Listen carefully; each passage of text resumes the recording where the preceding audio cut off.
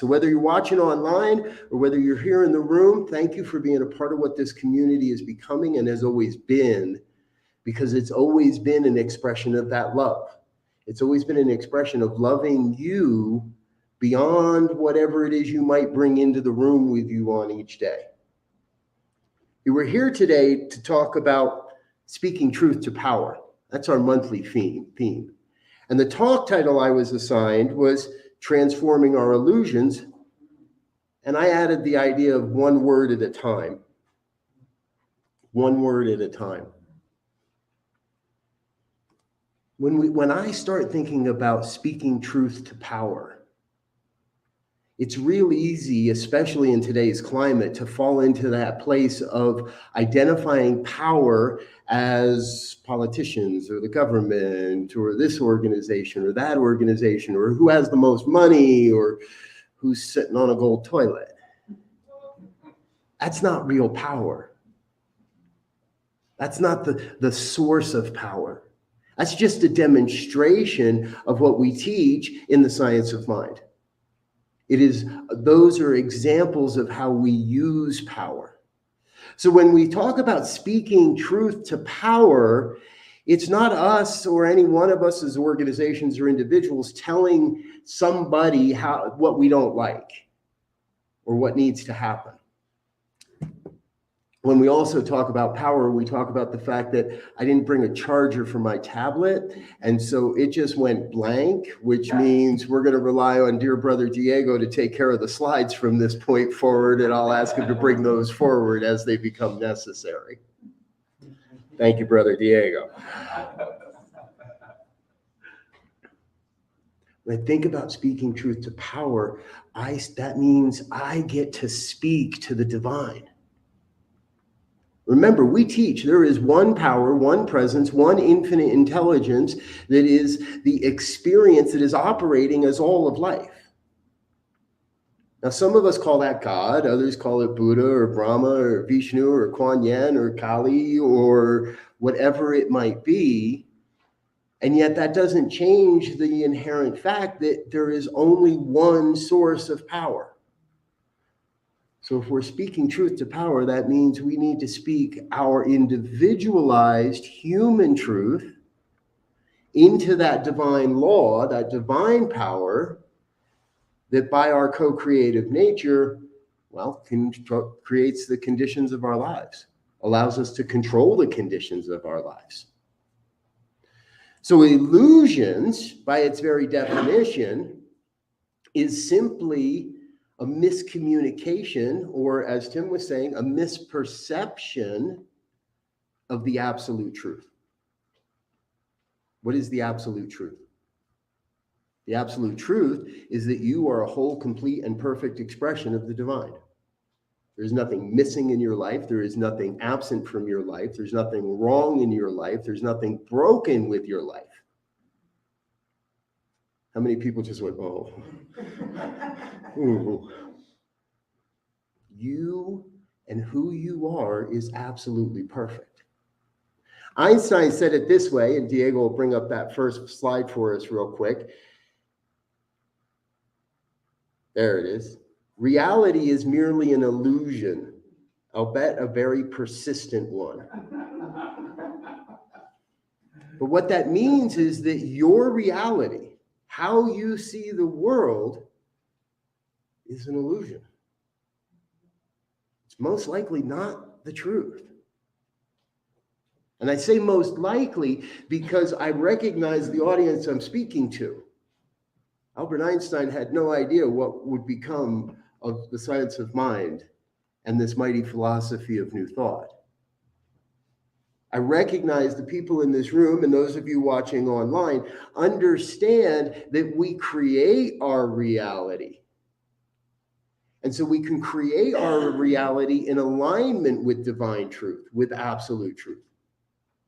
Now, in the Science of Mind textbook and other writings by Ernest Holmes, and this has been adopted in across New Thought as a whole, generally when we speak of the divine aspect of something, we capitalize the word. So we're talking about capital T truth, absolute truth. that God, this power, is co-creative. That co-creative nature is forever spiraling upward, is ever working towards the good. And that's one of the ways I personally look at determining how is the difference between our illusions of good and our illusions that maybe are pushing towards the not so good. They're maybe trying to tear people down. I think I would be remiss also if in talking about illusions, I didn't bring up that next slide, please, Diego, because we want to remember illusions come in the optical form. How many people have seen this image before, right? The crone or the young woman. How about another one? We'll go to the next slide also, please. Here's another illusion. Everybody, you're getting very, very sleepy. You're getting sleepy. Thank you, Diego. And one more by Albert Einstein, because here is the root of what we solve here in New Thought. The greatest illusion in the world is the illusion of separation. We teach we are one. That first illusion of the crow and the young woman is an illusion of separation. We want to see two distinct, separate things in there, and our mind says, whoa, wait a minute, that's just like, I don't know what that is. And our humanness is hardwired to take what we don't understand and try to make a this or a that out of it, a right or a wrong out of it, a good or a bad out of it. Guess what, folks? That old trite saying in New Thought, it's all good, is true. Now, that does get used as what I professionally call a metaphysical bitch slap. But that's a misuse of the principle. That's a misuse of the law. It's an opportunity for someone, if they were to say that to you, you don't have to meet their aggression with your own. You can just look at them and laugh and smile and say, that's not how this works. That's the illusion. The capital T truth is that we are one. Deeply, we are one. You are my brother and my sister and my gender neutral sibling or friend or lover or companion or colleague or co-creator. Look around a little bit. Look at the people in the room. If you're online, look at behind you. We are all part of this deep, deep oneness. And what we have to do is transform that illusion that we are separate. Transform the illusion that those politicians we don't like are actually doing bad or working against us. Transform the illusion that some organizations are doing this the right way and some organizations are just, they got their problems. And come into that group deeper understanding that together we are creating this thing called life. Together, we're creating a world that works for everyone, whether we know it or not. Whether we are gung-ho, I'm in, I'm all in, or whether we're standing in the corner going, I don't know. Together as one, we are creating a world that works for everyone. So how do we go about this part of making this happen? How do I do this, right? Everybody, I'm watching everybody. I'm getting nods. I'm getting smiles. Everybody's kind of like, yep, we're with you. I understand this. But how do we do this? How do we make this real so it serves my life, your individual lives? Well, I got good news for you. It's not tough. Diego, if we can get that next slide up there, please, real quick. First, we identify, then we contemplate, and then we recreate. We identify that which is happening or that which we might believe that feels limiting. A while back, how many people keep track of the Geico commercials? Everybody's familiar with Geico commercials, right? They're not your normal commercial, right?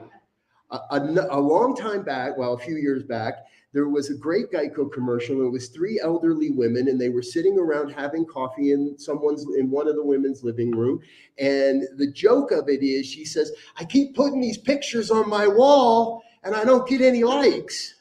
And the camera pans, and she has physically tacked pictures to the wall of her living room. And one of the other women in the room goes, "That's not how it works. That's not how any of this works." And that's become a mantra in my family. My family, we love that line. And somebody will say something in the midst of a party or an event, or we're just trying to get some work done around the house, and somebody will say something and one of us will, "That's not how this works." In New Thought, we're taught the power of spiritual mind treatment, or prayer, or affirmative prayer. Much like God, we give it a lot of different names. That is speaking truth to power. It is speaking the truth as we understand it and allowing for a revelation of truth in the midst of the experience. And what I want you to know is we've already started, because that's where I opened today. That's where we started. You are a divine, perfect expression of God. The oneness is everything. No limits, no boundaries.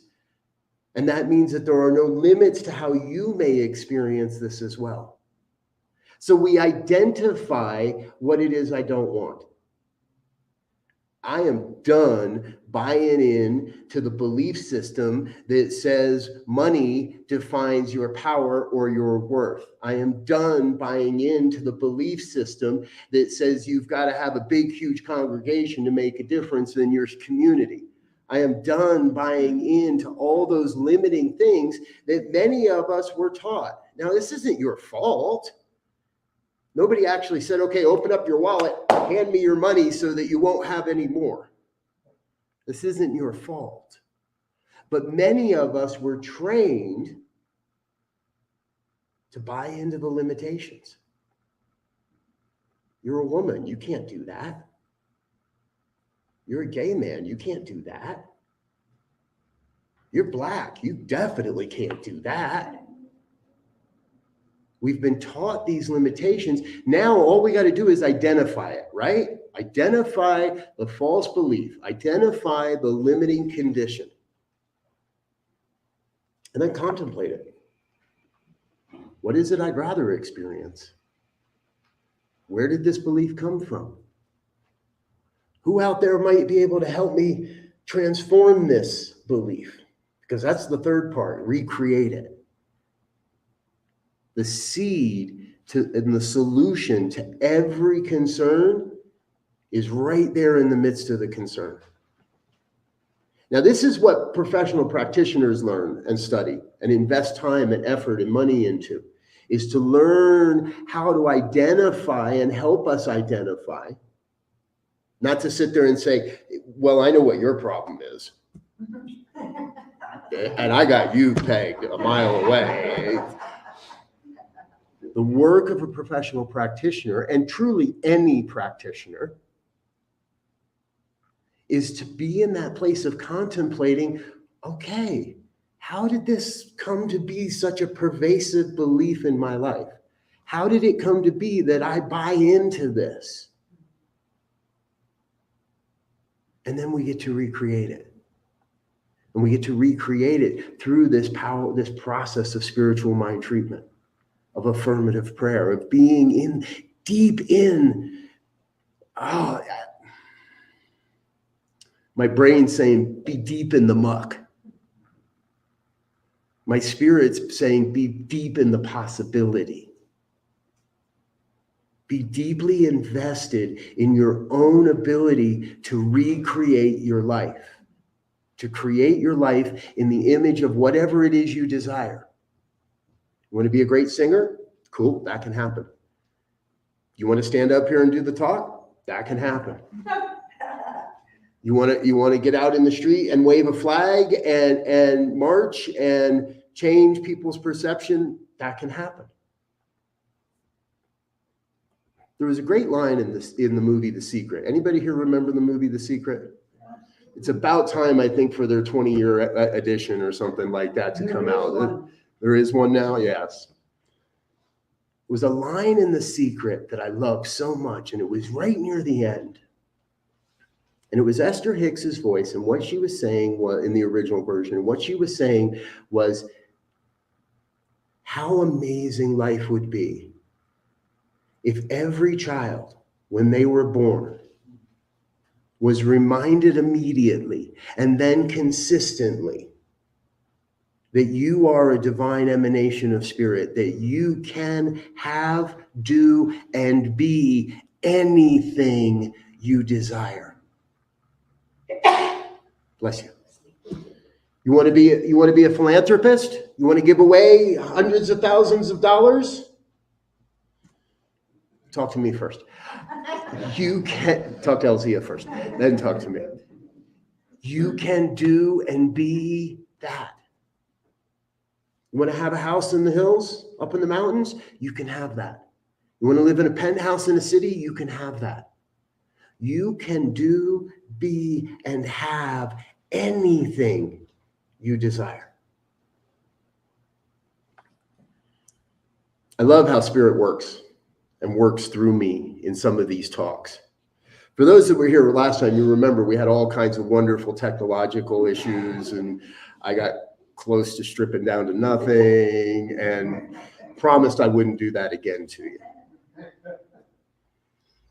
But the way technology works is sometimes things get left around, especially in our StreamYard studios. So in our virtual studio, in the programming we use to broadcast these messages out across the planet, sometimes things get left in there. And this morning, when I was loading up my slides, there was Teresa's quote on the reading that Teresa used last week. And I looked at it and I went, oh, that fits. And I moved it down in the stack of slides. And then somebody came along after that and kind of cleaned up the studio and got rid of the old stuff from last week. And that's okay. Because that slide sparked in me the reminder.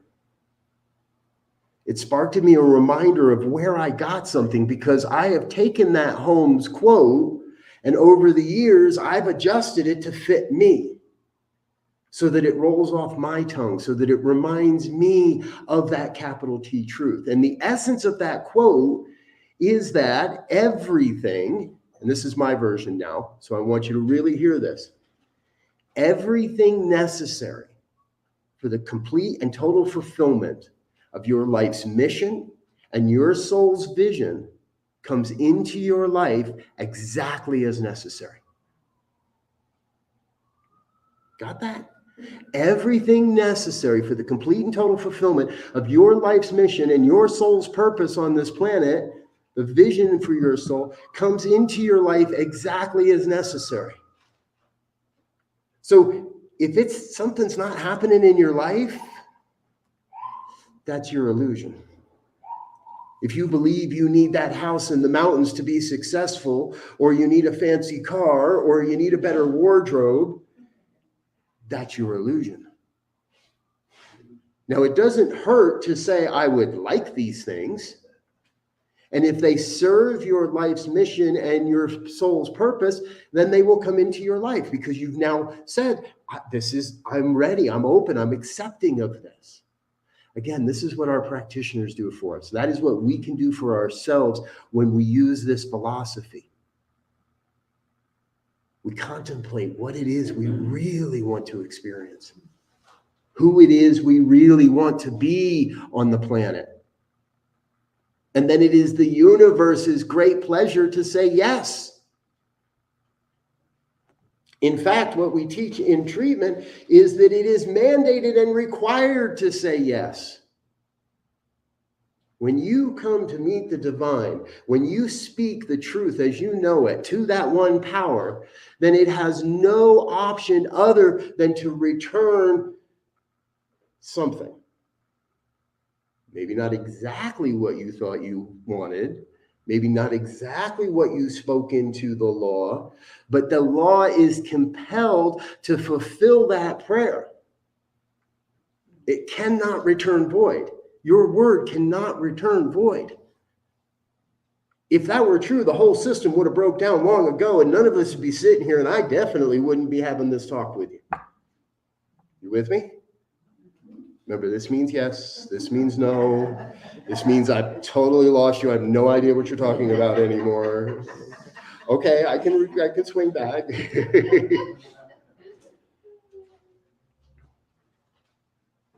The prayer is our affirmation of recreation. Hear that again. Our prayer is our affirmation of recreation. We're not creating anything new. We're just taking what is and looking at it a little differently. I did happen to listen to Reverend Elzia's talk last week as well. And in that talk, he spoke about if you change the way you look at things, the things you look at change.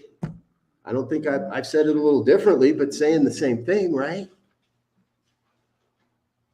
You have the power within you. If you know it, clap your hands. Sorry, the spirit works really strange in my mind. We were doing little ditties before the talk. So if you're happy and you know it, if you're powerful and you know it, if you know that you can use this power, then use it. And if you don't know this truth, if you're sitting there going, I still don't get it, really not sure, then I got an easy piece of homework for you this week. Get with a practitioner. Bill knew where I was going. Get with a practitioner. Let someone else be that vessel of speaking the truth on your behalf. Let someone else work with you and support you as you come to this place of contemplating.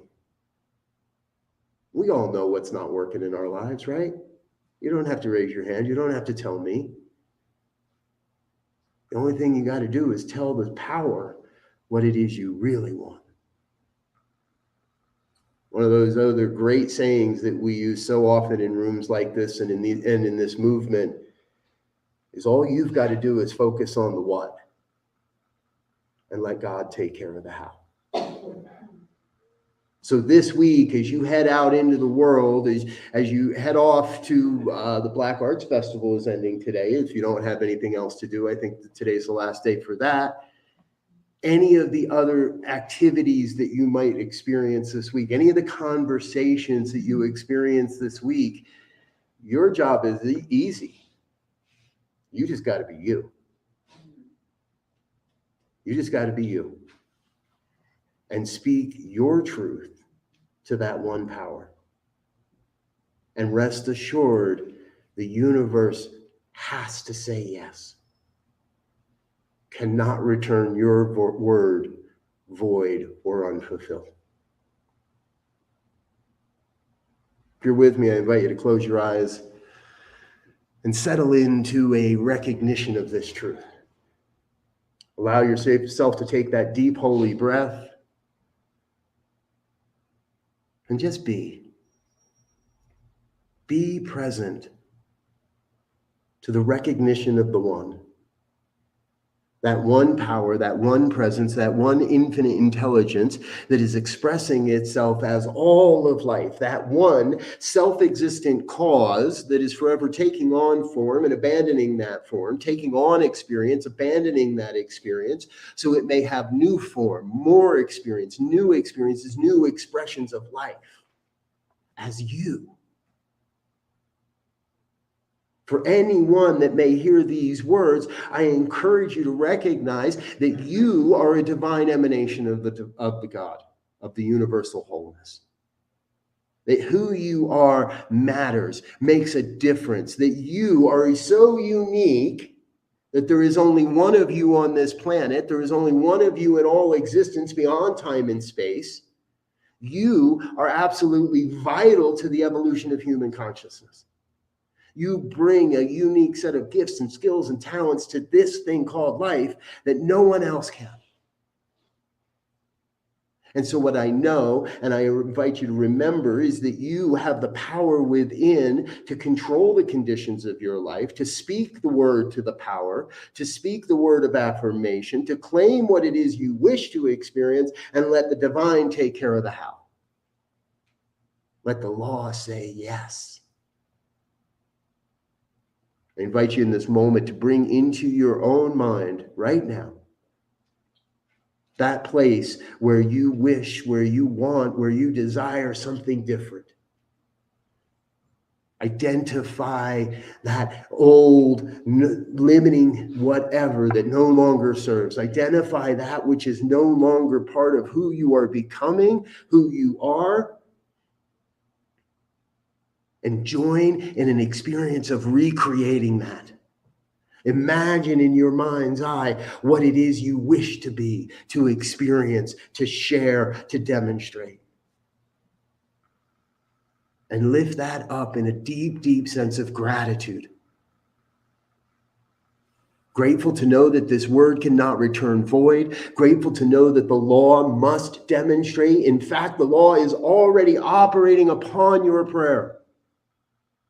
Already aligning and bringing forth the people and the conditions, the opportunities, the relationships, the connections to bring forth that vision you hold for your life and transform the illusion into your persistent reality and claim that is good. And if any word of this has resonated in any way, I invite you to join me in an affirmation of truth as we say together, and so it is. Thank you. Say then to yourself, my body is a temple of the living Spirit. It is spiritual substance now. Every part of my body is in harmony with the living Spirit within me. The life of this divine Spirit flows through every atom of my being, vitalizing, invigorating, and renewing every particle of my physical body. There is a pattern of perfection at the center of my being, which is now operating through every organ, function, action, and reaction. My body is forever renewed by the Spirit. I am now made vigorous and whole. I possess the vitality of the infinite. I am strong and well. The life of the Spirit is my life. All of its strength is my strength. Its power is my power. Every breath I draw is a breath of perfection, vitalizing, upbuilding, and renewing every cell of my body. I am born of the Spirit. I am in the Spirit. I am the Spirit made manifest.